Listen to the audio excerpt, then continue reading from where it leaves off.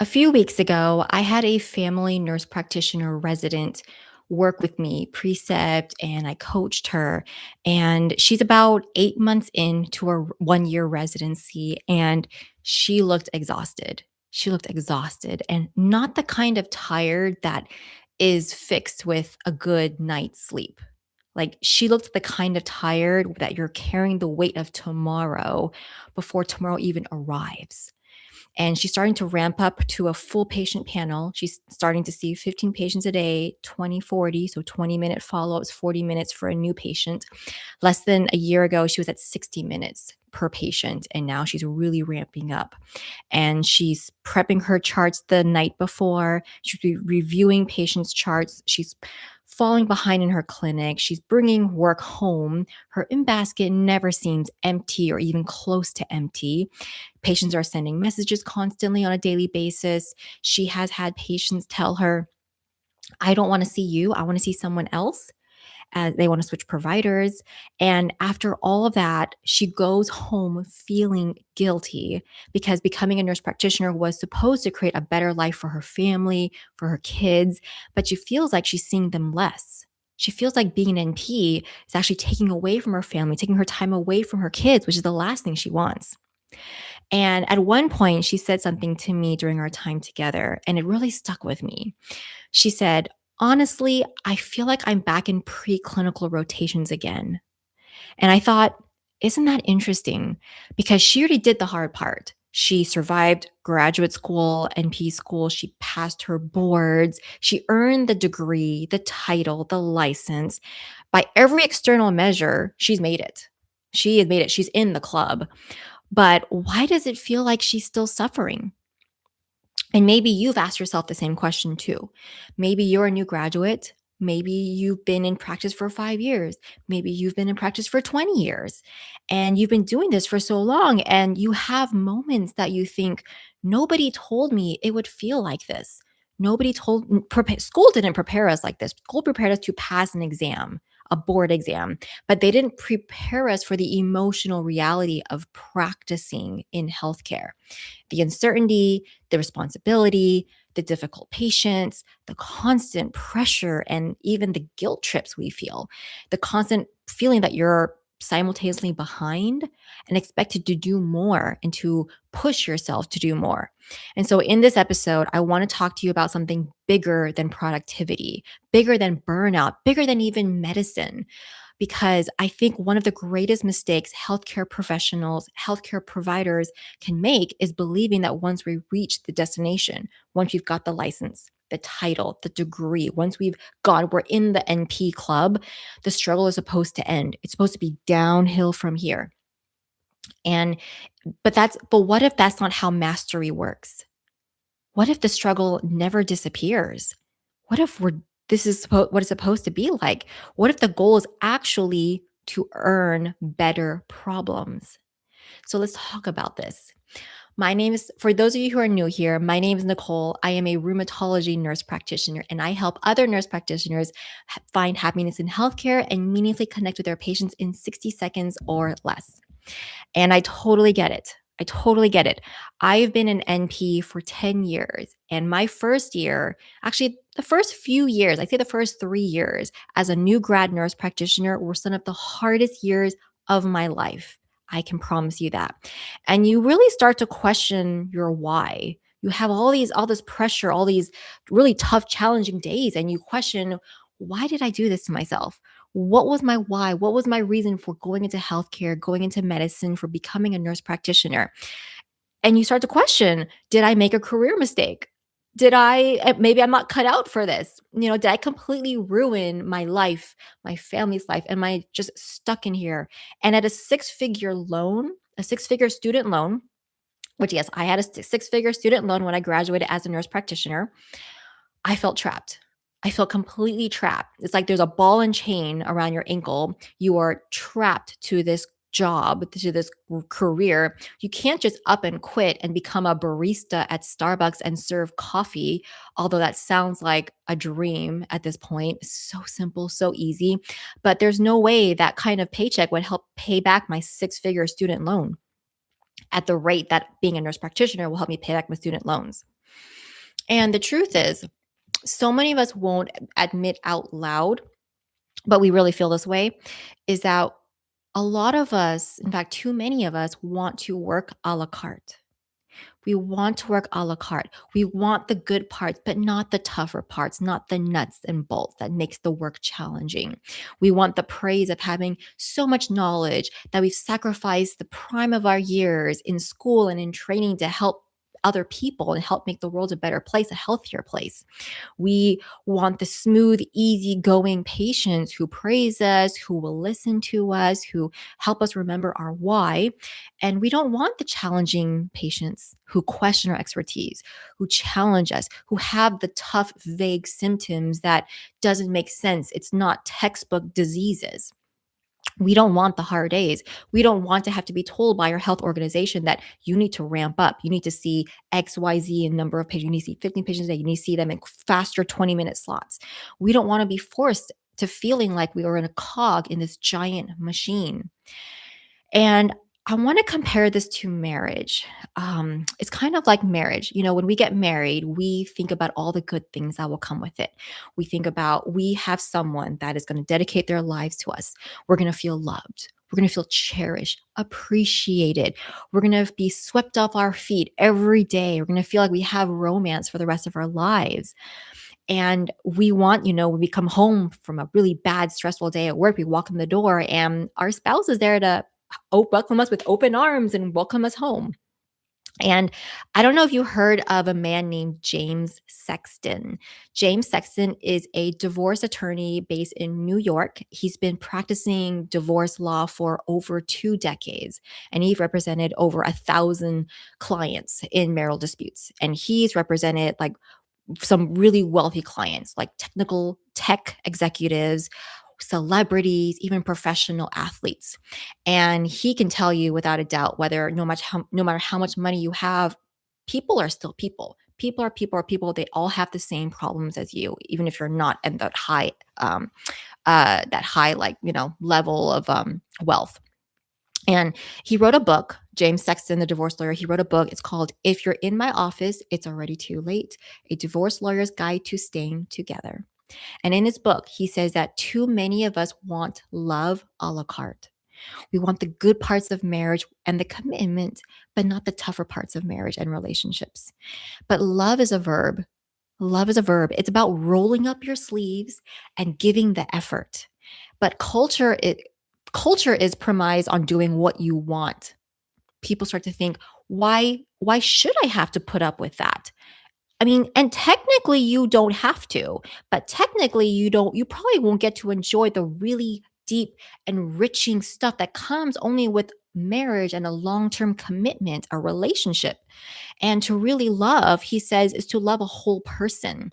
You don't just love, if you don't love the mundane, the generic, or even the less obviously lovable side, maybe even the annoying parts of them, even sometimes the hateful parts, because you're arguing all the time, you don't truly love him or her. You love a person that doesn't exist. You love an imaginary person. And it's actually pretty spot on to me. James Sexton even said that the romance in the 1997 movie Titanic, the one with Kate Winslet and Leonardo DiCaprio, he says that movie is complete BS. It's a complete BS love story. In the movie Titanic, I'm sorry if I'm going to ruin this movie for you, but you may never see the movie Titanic the same again.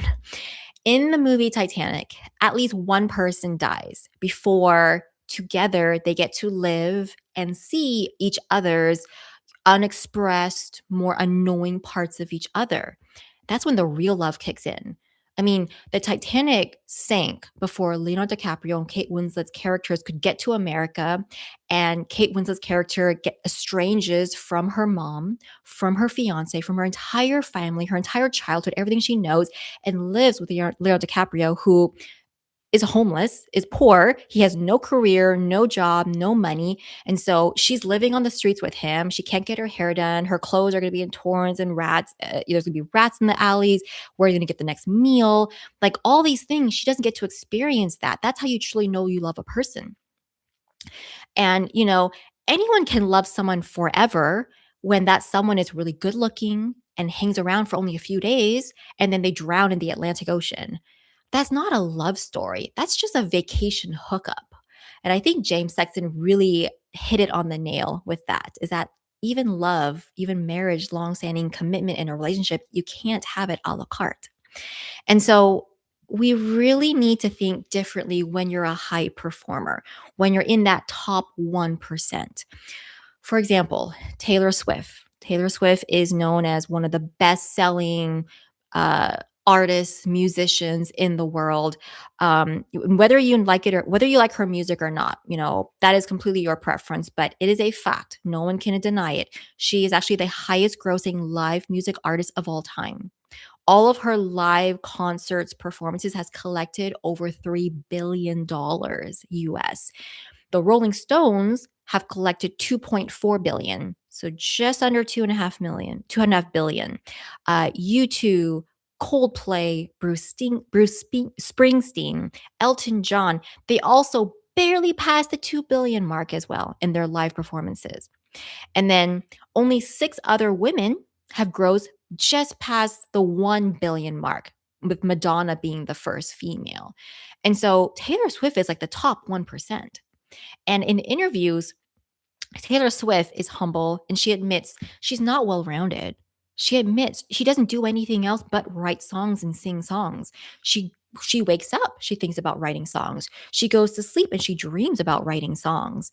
And she doesn't play sports. She doesn't have a lot of other extracurriculars. In fact, she actually said in an interview she has to bake bread in order to stop her brain from thinking about writing more songs. And so here's the thing is that when people hear that, when people see that in someone, they think that person is depriving their life. They're depriving themselves of not doing other things, of not being well rounded, of not experiencing all that life has to offer. And in fact, our culture is premised on that standard.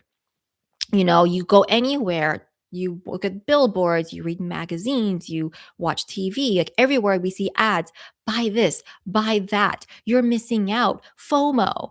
At work or among our friends or family, we hear colleagues, friends, relatives tell us they went on vacation to this exotic island.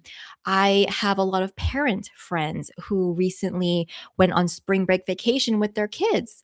And all of a sudden, you have this sense that you're missing out, that you're not doing life right. Am I missing out? Should I be going on vacation more often? That you're depriving yourself of a full life. You're depriving your family of a full or fuller life. And it's actually the opposite. It's actually the opposite. Taylor Swift decided to go all in on this one thing, this one discipline to master. She is a master craftsman, or in her case, craftswoman in her one craft, which is singing and songwriting. And by hyper focusing on this one discipline, she is shrinking her reality, but she's actually, in order to expand her reality. She has to shrink her reality to expand her reality.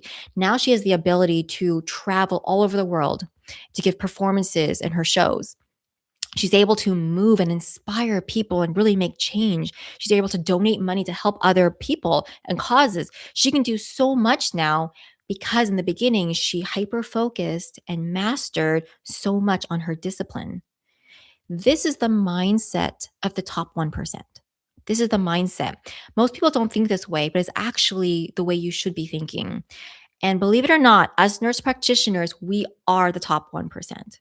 Actually, I take that back. We are a fraction of 1%. We are less than 1%. We are that rare. And I will prove it to you right now. All right. So, pop quiz. How many nurse practitioners are there in the US right now? Does anyone know off the top of their heads? According to the American Association of Nurse Practitioners, there are currently about 461,000 licensed nurse practitioners.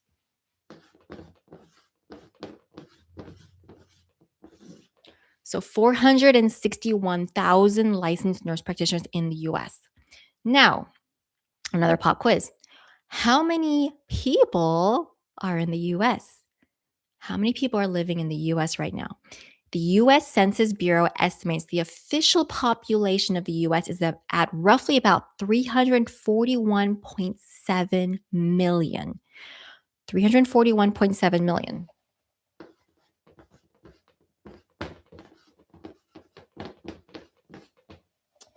So if we do the math, all right, 461,000 nurse practitioners divided by 341.7 million is, I had to get the calculator early before I filmed this, so I already actually know the answer.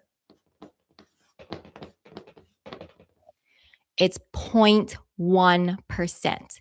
The exact number is 0.0013491366. So it's actually like 0.13% if you want to be more exact. But we are 0.1% of the US population. We are a tenth of a percent, not even a full percent. We are a tenth of a percent. So you should feel special. You should feel so special watching this because you are special, you are unique, you are rare, you are freaking unicorn status. All right. So, first of all, give yourself a pat on the back because as a nurse practitioner, we are incredibly rare. We are the 0.1% of the US. We are rare, we are special, we are elite, we are like professional athletes. And we can actually take a page out of their playbook to live our careers and our lives happily. Let me explain. So Stephen Curry, all my basketball fans here, you're going to love this part. Stephen Curry is regarded as one of the greatest, probably the greatest basketball shooter in basketball history. He is a point guard for the San Francisco Golden State Warriors. He is a 4-time NBA champion and a 2-time NBA MVP. He has the highest career free throw percentage in NBA history and has led the league in three-pointers made in record 8 times. In 2016, 10 years ago, he was named Time's 100 most influential people in the world, and he's been listed by Forbes as one of the 10 highest paid athletes 9 times over. Stephen Curry is a top less than 1%. He is a master at his craft. He's a master in his basketball craft, in shooting. But more importantly, as well, he knows something vital. His body, his physical body is his livelihood. Without his body, without his health, he can't play basketball. And so he takes care of it. His physical fitness, that is his number one priority. For example, in interviews, he has stated that he would never purposely compromise his agility by bulking up his muscle. He said that he added functional muscle to withstand on-court physicality, but he specifically caps his weight at 190 pounds to protect his ankles and maintain his signature endurance. So his fitness regimen focuses on stability, single leg strength, and his core control rather than heavy bulk mass, heavy muscle mass. So he prioritizes speed and explosive power, and in this way, he ensures his body remains tireless, a fast cutting machine. Stephen Curry's body is the vehicle behind his success. So he needs to take care of his vehicle for it to perform, for his livelihood. Just like, you have an automobile, unless you have public transportation, but most of us have our own vehicle. It drives you to work. Well, it doesn't drive you. You drive it unless you have a self-driving car, but that's a whole different story. But you have an automobile. You have a vehicle. You need to maintain it in order for it to work, right? You need to fill it with gas, or you need to charge it with electricity, or you need to make sure the oil and the air filters are changed routinely. You need to make sure the tires are not balding, that they still have treads on them. You need to make sure you pay the registration to the DMV. Just recently, last week, I took my car to the car wash and I vacuumed the inside floors, carpets. And let me tell you, it is such a pleasurable experience driving a clean car. It is such a wonderful experience. But the point is that you take care of your vehicle because it is important in your life. It takes you to your goals, it takes you to work. It helps you go to the grocery store to feed your family, helps you with your kids drop off and pick up at school, it helps you drive on vacations, drive to the airport, do what you got to do. Same with Stephen Curry. His body is his most important vehicle. We're the same. We are not professional athletes, but we are high cognitive performers. We are high cognitive performers. In fact, a study at the National Institute of Medicine demonstrates that healthcare practitioners make an average of 13.4 clinically relevant decisions during every single patient encounter.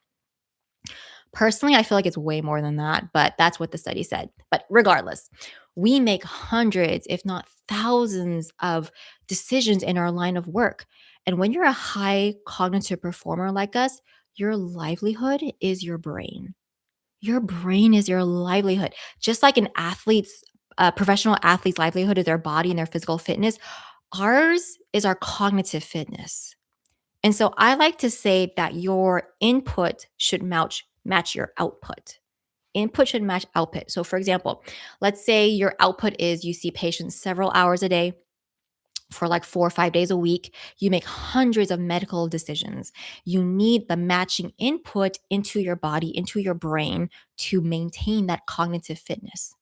For example, that might mean getting a full 7 to 8 hours of sleep every night. In fact, did you know that according to a study at Harvard, when you sleep, your brain cells actually shrink by roughly 60%, creating extra space for cerebral spinal fluid to actively flush out the metabolic toxins that accumulate during the day. And this process helps with emotional regulation and restoring mental sharpness. Hello, vital as a nurse practitioner, you bet. Or maybe it means exercising on a regular basis. In fact, regular cardiovascular exercise physically increases the volume in the hippocampus, the brain area crucial for learning and memory. Hello, sign me up. I need that every day.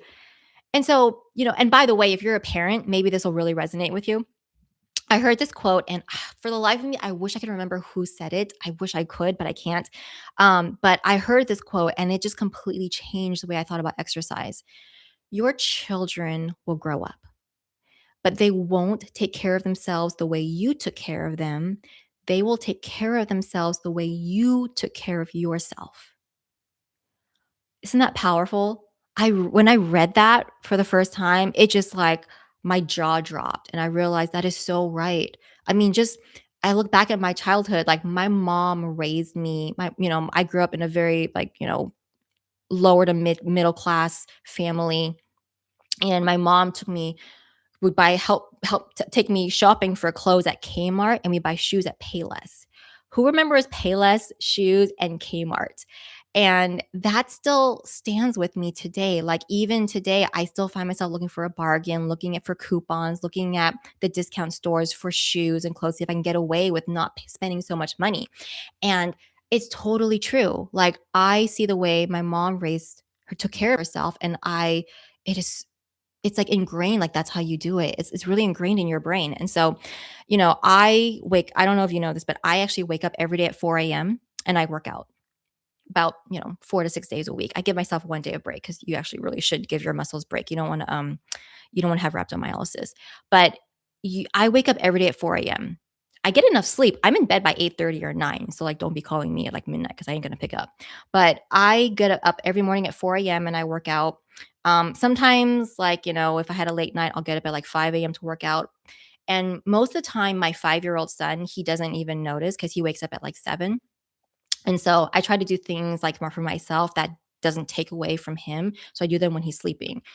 On the rare occasion, sometimes he will wake up early.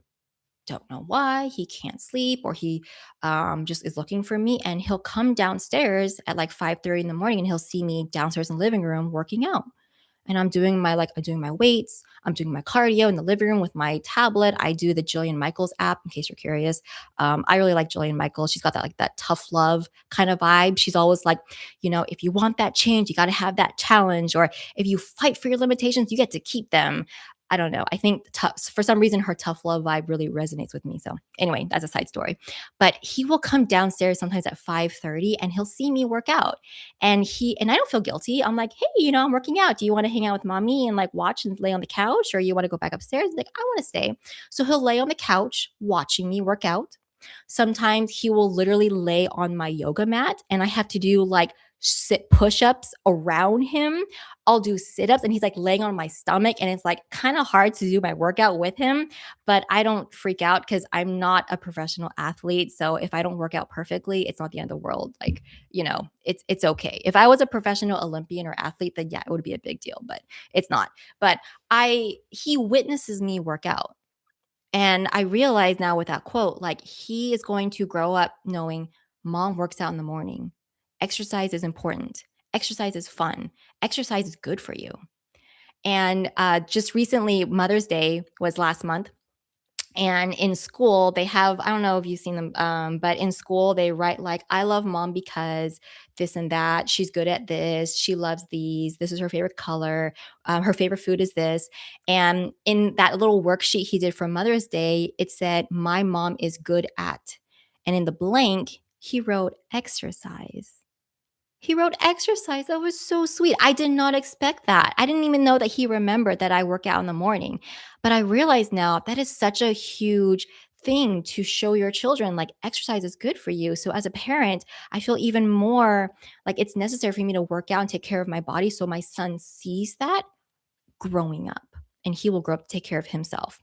So hopefully that helps if you're a parent. So that was a little side tangent. But high cognitive performers, we're not taught these things that we need to have the output to match the input. In fact, in our culture, if we take a day off, we're actually ashamed. We feel guilty. We feel like we're lazy. I mean, how many times have you written an automatic email reply saying, oh, if this is an urgent matter, I will be back on this day, I'll get back to you as soon as possible. Like we feel guilty. Our culture makes us feel guilty when we're not readily available all the time. And that's why so many doctors are calling out that they're burning out. It's because they're not taking care of themselves. It's because we are high cognitive performers. Our bodies can't sustain this without the right input and output balance.